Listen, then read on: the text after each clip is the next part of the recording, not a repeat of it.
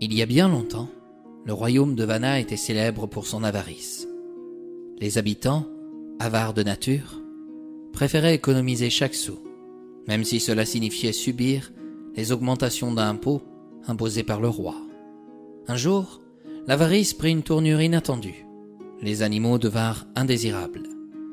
Le fardeau de les nourrir devenait trop lourd pour les habitants, qui décidèrent de chasser chiens et chats.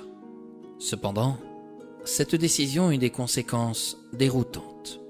Les rats, qui auparavant erraient en périphérie de la ville, envahirent les rues.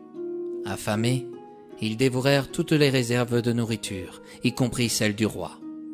Face à cette menace, les habitants de Vanna tentèrent de les éliminer, en posant des pièges et en utilisant du poison. Mais les rats se montrèrent bien plus malins, évitant tous ces pièges mortels. Un matin, une jeune femme se présenta devant le monarque. En pénétrant dans la grande salle du château, elle vit un rat traverser la pièce. Le roi en colère cria « Garde! Attrapez-moi cette sale bestiole! Elle n'a rien à faire dans mon château !» Son regard s'adoucit en découvrant l'étrangère. Elle portait une robe longue. Elle avait des cheveux blonds qui descendaient à la moitié de ses épaules. Ses yeux relevaient la couleur de l'eau du lagon d'émeraude. Bref, le roi fut enchanté d'apercevoir une si belle femme devant ses yeux. « Majesté, je m'appelle Birdie. Je peux vous débarrasser de tous ces rats qui empoisonnent votre ville. » Le roi, très intéressé par cette proposition, se tracassa aussitôt de la valeur du service rendu. « Mais combien cela coûtera-t-il » ? 1000 jetons d'émeraude. 1000 jetons ?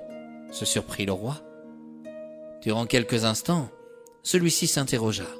Il ne connaissait pas cette jeune femme, et rien ne lui prouvait qu'elle escroquerait comme les brigands passant dans le royaume d'Eternitia. Après réflexion, en pensant à sauver toutes ses réserves de nourriture, y compris celles de son peuple, il réalisa que finalement, c'était peu demandé. Et puis, Vanna pouvait bien se permettre ce petit écart. « C'est d'accord, » acclama-t-il. « Chassez-moi tous ces maudits rongeurs. » Birdie retourna dans la basse ville et s'assit au bord d'une fontaine. Soudain, elle entama un chant si doux qu'il attira tous les rats à ses côtés. Jamais personne n'avait entendu une voix aussi envoûtante, et certains habitants se laissèrent même aller à la béatitude. Les rats affluèrent en masse, sortant de tous les recoins imaginables.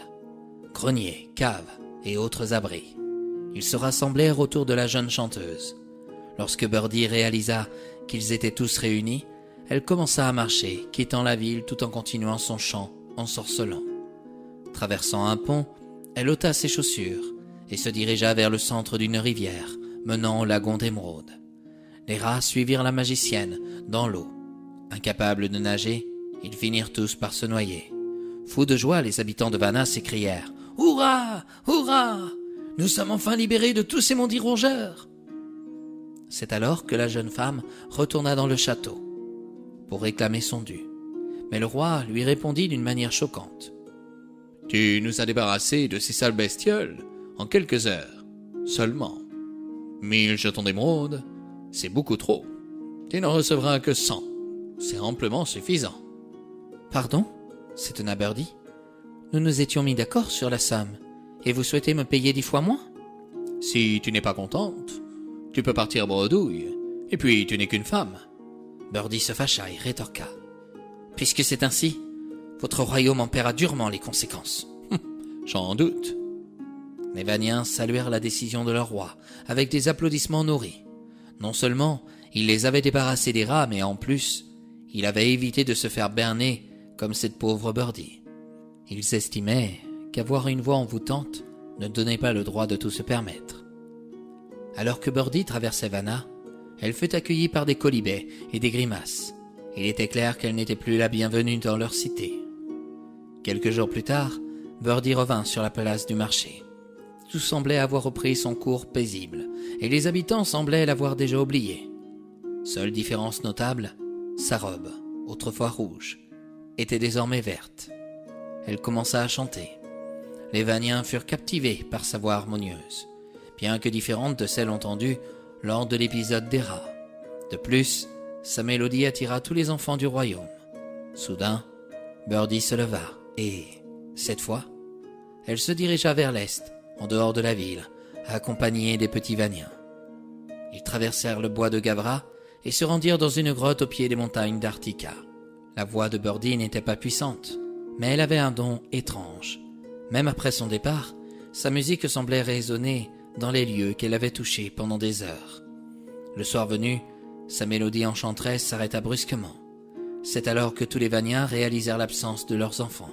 « Ma fille a disparu » dit une mère. « Mon garçon n'est plus là » ajouta un père. Soudain, le roi comprit son erreur.